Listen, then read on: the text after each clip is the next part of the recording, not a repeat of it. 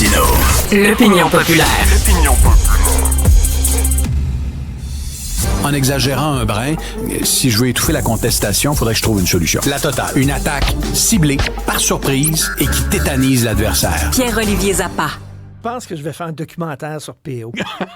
Non, c'est une des personnes les plus fascinantes que je connaisse. Donc, tu es un collectionneur de stylos. Ouais, on se parlait de collection. J'ai une collection de stylos. Depuis que je suis tout jeune, je pense depuis que j'ai 5 ans, j'aime les stylos. C'est beau, les stylos. J'aime écrire, alors pourquoi pas écrire avec un beau stylo?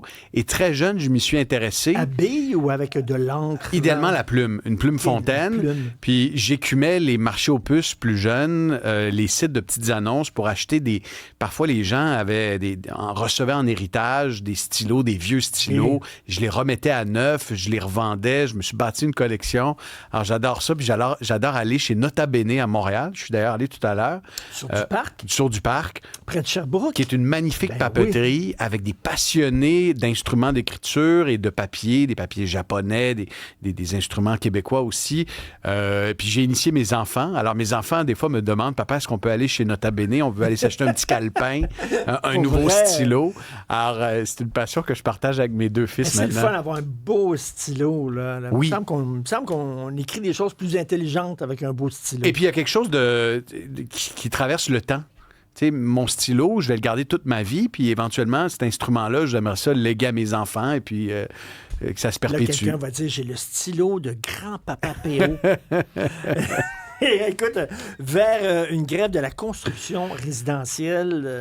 Au moins, on est champion dans quelque chose au Québec, Richard. Les grèves. On est champion de la grève. On est champion des conflits de travail. Récemment, les statistiques officielles le démontraient.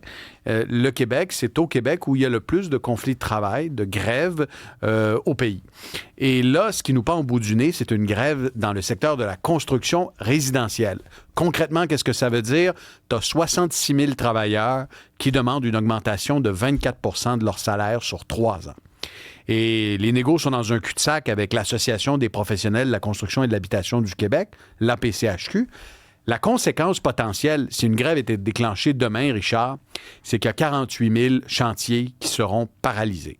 Et selon la partie patronale, l'impact principal d'une augmentation des salaires de 24 %, c'est le prix des constructions. Une unifamiliale, par exemple, coûterait grosso modo 55 000 $ de plus à construire. Alors, on se retrouve devant un dilemme. Est-ce qu'on paye plus cher nos travailleurs de la construction dans le résidentiel ou encore on laisse un écart important qui existe en ce moment entre la construction résidentielle et le commercial et l'industriel? C'est ça, mais ça, c'est bizarre. Là. Mettons, j'en parlais avec Francis l'autre jour. Quelqu'un qui plante un clou dans une construction résidentielle et qui plante le même maudit clou dans une construction industrielle ne sera pas payé de la même façon. C'est un peu bizarre. Ça. Prends un charpentier menuisier. Je te donne les chiffres approximatifs. Là. Richard Martineau est charpentier menuisier. Il décide d'aller sur le chantier d'une maison unifamiliale. Si t'es compagnon, donc t'es un charpentier menuisier qui a de l'expérience, le salaire moyen, c'est grosso modo 80 000 $ par année. Si t'es sur un chantier de voirie, donc la Ville de Montréal t'envoie sur un viaduc... Tu fais exactement le même job. Là. C'est 10 000 $ de plus par année. Pourquoi? Il y a un écart parce que, là, je te donne la prétention de la partie patronale, le mandat, le travail n'est pas le même.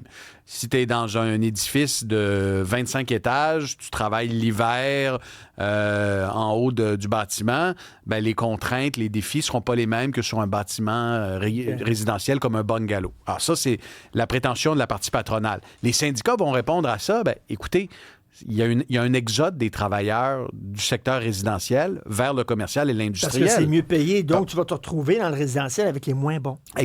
Soit les moins bons, mais en fait, j'ai pas envie de dire ça parce que tous ceux avec qui j'ai fait affaire dans ma vie, les charpentiers étaient excellents. Par contre, tu vas te priver de main-d'œuvre. Et dans certaines régions du Québec, la pénurie, elle est aiguë. On manque de gens pour construire des logements. Puis on sait que le problème, c'est qu'on manque déjà de logements. Richard, si on voulait combler la demande, il faudrait en construire 2 ou 3 fois plus de logements à l'heure actuelle. Ça coûte plus cher. Et là, si ça coûte plus cher, il faudra faire des choix. Il faudra voir, est-ce que, par exemple, les maisons usinées, les maisons préfabriquées, on les connaît, les Bonneville et la Prise de ce monde, peuvent être une solution, disons, de repli. la question se pose. On sait que le gouvernement fédéral, avec Maison Canada, veut miser sur les maisons usinées. C'est pas pour rien. C'est que tu n'as pas besoin des mêmes cartes de compétences quand tu travailles dans une usine qui fabrique des maisons que sur un chantier. Tu n'as pas besoin d'être un charpentier menuisier accrédité pour bâtir une maison en usine. Tu dois l'être si tu es à l'extérieur puis que tu es dans le domaine de la construction. Donc, c'est une des voies de passage. Il faudra peut-être revoir la façon dont on bâtit nos maisons également. La taille de certaines propriétés. Une chose est sûre, les coûts de construction vont continuer d'augmenter. Si déplacer un lampadaire et des lumières de circulation nous coûte $1 million, ben, il faut prévoir que les coûts de construction dans le résidentiel vont également augmenter. Mais c'est à surveiller parce que c'est pas seulement le secteur de la construction en tant que tel qui va être touché, Richard. S'il y a une grève, là, pense au secteur de la quincaillerie. 50% des ventes l'été, c'est des contracteurs, c'est des gens dans la construction. Pense aux fabricants de cuisine, aux usines qui assemblent et fabriquent les armoires de cuisine. C'est pas pour rien qu'on dit quand la construction va, tout va. Ben, écoute, le secteur de la peinture, les boutiques de peinture qui carburent à plein régime lors de la saison estivale. Alors, on a peine à imaginer. Là, on parle des 66 000 travailleurs. Les crayons pour signer les contrats. les crayons, le papier pour signer les contrats. Quoi qu'il y ait des gens dans la construction qui n'en signent pas de contrat, mais ça sera un autre débat, Richard. Alors, donc, c'est pas une bonne nouvelle, ça. C'est vraiment pas une bonne nouvelle, puis il faut vraiment se croiser les doigts pour que le conflit se règle. La dernière fois, il s'est réglé à la négociation. Les 2 fois précédentes, il y a eu des conflits de travail. Mais là, on est dans un contexte qui est, j'ai envie de dire, plus grave, celui d'une pénurie de logements aiguë. On sait que depuis 2015, on a très mal planifié notre immigration. La résultante, c'est que les mises en chantier n'ont pas suivi le nombre de nouveaux arrivants. Si on veut accueillir 1 million de nouveaux arrivants par année au Canada... Ça prend des maisons. Ça prend des maisons, ça prend des propriétés. Ça prend des écoles aussi. Ça prend des écoles, ça prend des hôpitaux, ça prend des services publics. Mais si on regarde simplement le secteur de la construction résidentielle, le constat, il est clair. Depuis 2015, on a vécu un boom démographique sans précédent au pays, mais le nombre de mises en chantier n'a pas suivi. Nos gouvernements n'avaient pas anticipé ce boom démographique, cette augmentation de la population.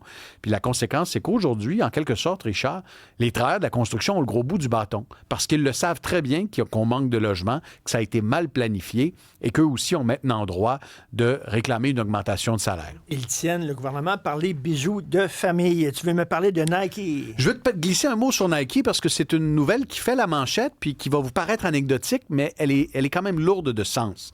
Nike retourne sur la plateforme de vente Amazon, Richard. Tu vas me dire, bon, en quoi ça fait la manchette? Nike s'était retiré en 2019 et ça avait fait grand bruit. Le géant des baskets avait dit, nous, on veut se concentrer sur notre propre réseau de vente. On est tanné de donner une commission à Amazon. On va vendre sur notre site web et dans nos boutiques. Le résultat, c'est que l'action de Nike, depuis 2021, a chuté de 65 %. Les parts de marché du géant américain se sont effritées au profit d'autres marques qui, elles, ont accru leur présence sur Amazon. Je te parle, par exemple, de Hoka, qui est une marque qui était presque inconnue il y a quelques années et qui vend aujourd'hui des centaines de milliers de paires de baskets et qui a pris une part de marché importante. Donc, il y a un prix à payer à te sortir d'Amazon. Exactement. Et c'est le message qu'on retient de l'expérience de Nike, c'est que si on essaie de contourner la plateforme de commerce électronique mondiale numéro 1, il y a des conséquences. Et d'autres joueurs en ont profité. Les Brooks, les Reebok, eux ont accru leur présence sur Amazon. Et il y a non seulement les ventes sur Amazon, mais il y a la visibilité que ça offre à des marques comme Nike. Et il y a un nouveau PDG à la tête de l'entreprise pour justement redresser la barre.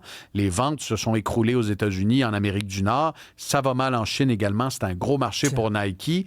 Les actionnaires sont mécontents. Depuis le sommet, l'action a perdu 65 %.